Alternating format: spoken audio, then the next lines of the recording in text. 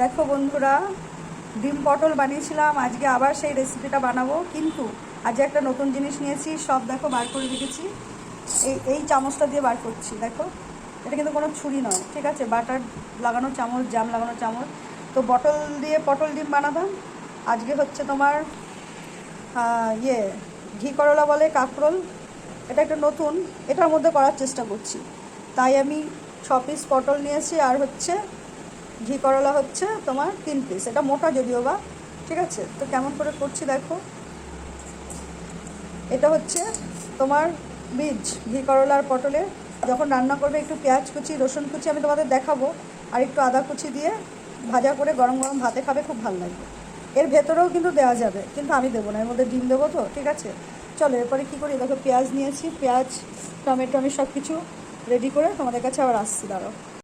আমি গোটা একটা রসুন নেব, আর রসুনটা দেখো জলে ভিজিয়ে রাখবো কোয়াগুলো, তাহলে ভালো করে ছাড়ানো যাবে। পুরো আধা ঘন্টা রেখে দেবো ভিজিয়ে। তারপর আমি পেঁয়াজটা কেটে নেব, পেঁয়াজটা একটু কুচি কুচি করে কেটে নেব। আর মশলার কারির জন্য নর্মালি থাকবে, যেটা আমি মিক্সিতে করে নেব। আমি মাঝারি পেঁয়াজ নিয়েছি 5টা, তার মধ্যে 2টো আমি দিয়ে দেবো ডিমের মধ্যে কুচো কুচো করে। আর বাকি রসুন আর 3টে পেঁয়াজ, 2টো টমেটো, লঙ্কা, আদা, এগুলো সব আমি মিক্সিতে পেশাই করে নেব।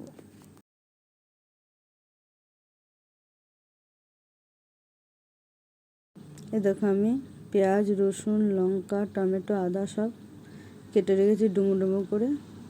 এরপরে আমি 4টে ডিম নিয়ে নিলাম। ডিমের সাইজগুলো অনেক ছোট, তাই 4টেই নিতে হবে, কারণ পটল আর ঘি করলাগুলো কিন্তু অনেক বড়। এই 4টে ডিমের মধ্যে নুন দিয়ে দিলাম, সমস্ত মশলা, হলুদ, কাশ্মীরি লঙ্কা গুঁড়ো, জিরে, ধনে, আর দিয়ে দেবো একটুখানি ধনে পাতা, পেঁয়াজ কুচি রেখেছি, পেঁয়াজ দিয়ে দেবো। মানে মশলাটাকে ভালো করে তৈরি করে নিতে হবে, তবে কিন্তু টেস্ট হবে ভেতরের পুরটা। এরপরে আমি দেখো কিভাবে বসাচ্ছি। 2টো বাটি নিয়েছি, বাটির মধ্যে নিলে বেশ সোজা হয়ে বসতে পারে। তো বাটিগুলো আগে সেট করে নিতে হবে যেন পড়ে না যায়।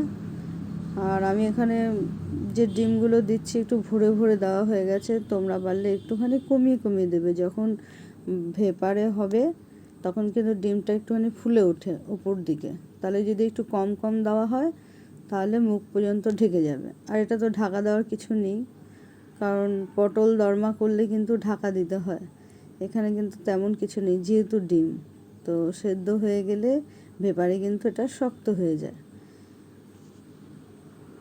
তো আমি এইভাবে বসালাম, 2টো বাটি সেট করে নিলাম।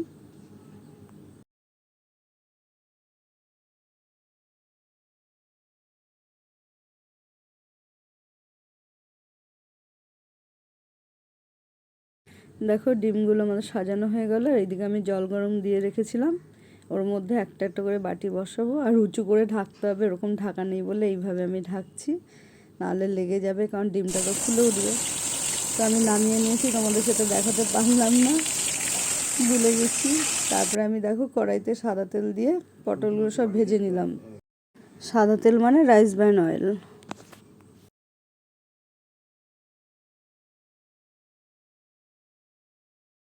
এই ভাজাটা কিন্তু আমি একটু ঢেকে ঢেকে ভেজেছি, কারণ সেদ্ধ হওয়ারও ব্যাপার আছে না। আধা সেদ্ধ হয়েছে। ঘি করলাটা কিন্তু অনেক মোটা, ভালো করে সেদ্ধ করে নিতে হবে, দেখতে হবে সেদ্ধ হয়েছে কিনা।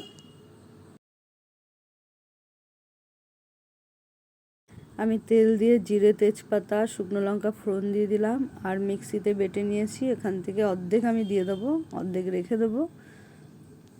আর এর মধ্যে দিয়ে দেব সেই লঙ্কা গুঁড়ো, কাশ্মীরি লঙ্কা গুঁড়ো অবশ্য, হলুদ গুঁড়ো, জিরে গুঁড়ো, লবণ, আর একটুখানি চিনির গুঁড়ো, চিনি মানে মিষ্টির গুঁড়ো।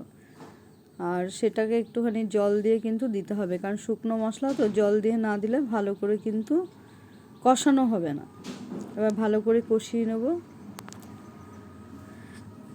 কষে গেছে, এবার আমি পটলটা দিয়ে দেবো। কেমন দেখতে বেশ ভালোই লাগছে, আশা করি আপনাদেরও খুব ভালো লাগবে। অবশ্যই এইভাবে বানিয়ে খাবেন, ভালো লাগবে।